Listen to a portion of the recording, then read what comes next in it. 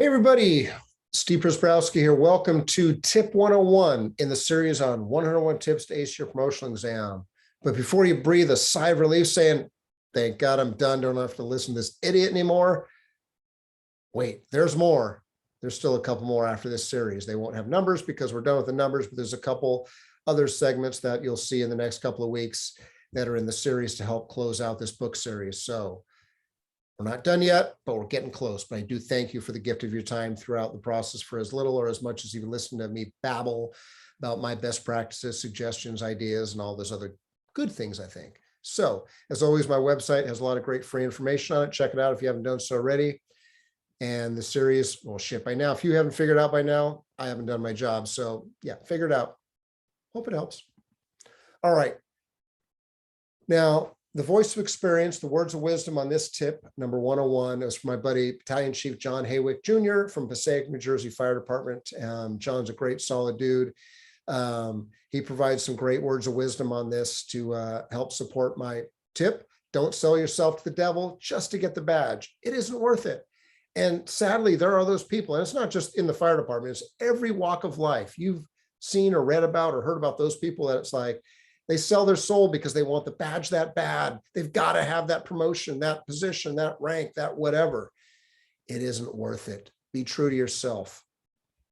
Think about that. You know, be the person you truly are and that you want to be and that you're proud to be and that you can hopefully have your mother or grandmother and say, wow, I'm very proud of you, son or daughter or whoever. Don't do things the way you think they want you to do them or answer them. This comes across a lot. And I've mentioned this in previous episodes. A common question I get at the community college where I teach from the students that want to be firefighters, like, hey, Chief, I've got a test with Oakland coming up.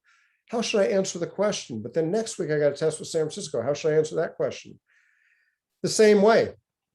Now, obviously, if you're testing for Oakland versus San Francisco, when you're in Oakland, you better say, I want to work for Oakland because of this reason. Or I want to work for San Francisco because of this reason. And then here's what I know about the Oakland Fire Department versus the San. Yes, there's ways to personalize it for those organizations.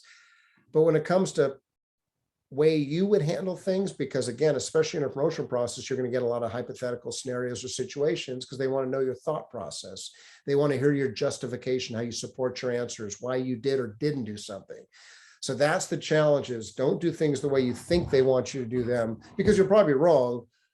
Do them the way you are. And you know what? Maybe you don't get the position. And you know what? That's fine because you don't want to sell someone a bill of goods, then find out you were not the good fit that we talked about previously. You know, you may want that promotion now, but maybe now isn't a good time. What I mean by that is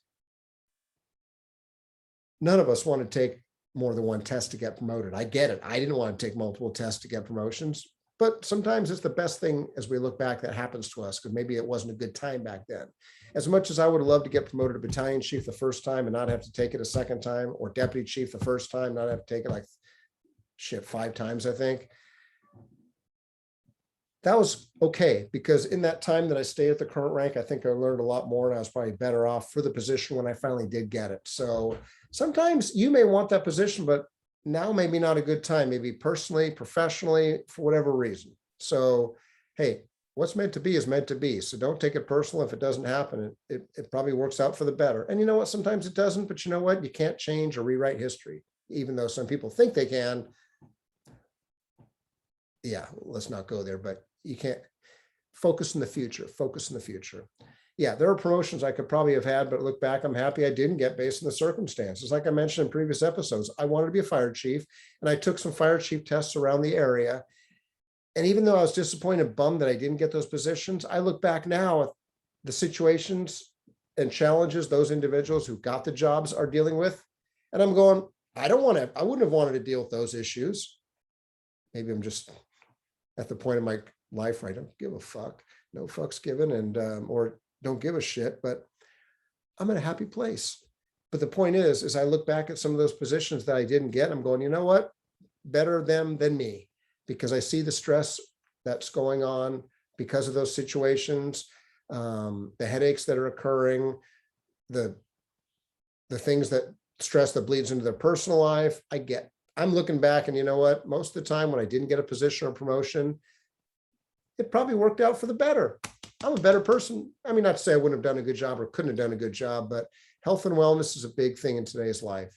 Don't forget that. And the grass isn't always greener on the other side, as they say. So you don't understand it and appreciate it till after the fact sometimes, if at all. But again, don't be so disappointed or let down if you don't get something. I guess that's the point.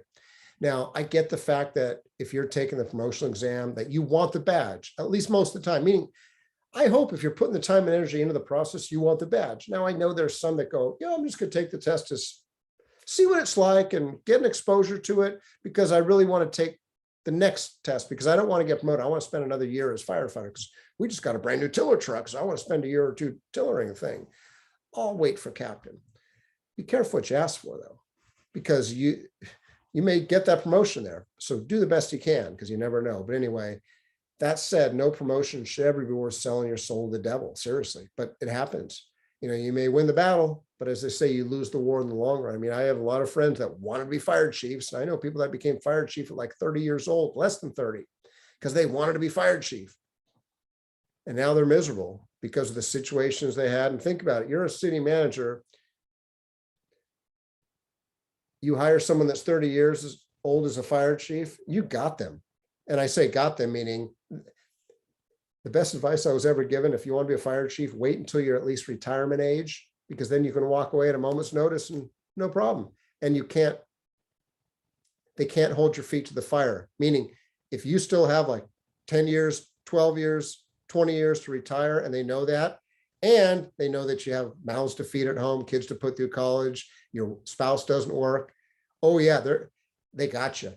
So you can't really say much of if anything else. You almost got to sell your soul to the devil and sometimes do things that may not be ethical or moral or meet your values. And that sucks because you want to keep your job. I get it. Got to feed your family, but yeah, don't put yourself in that position. Nothing should ever be worth that much. So as I sort of let the cat out of the bag earlier, just because we got number one doesn't mean we're done. Stand by and check out future episodes for the closing thoughts that all can benefit from. We'll continue down this path in future episodes. But again, I hope you found some value. Hey, if you've listened to each one of these or any one of these, if you come out with one new tip, I've done my job.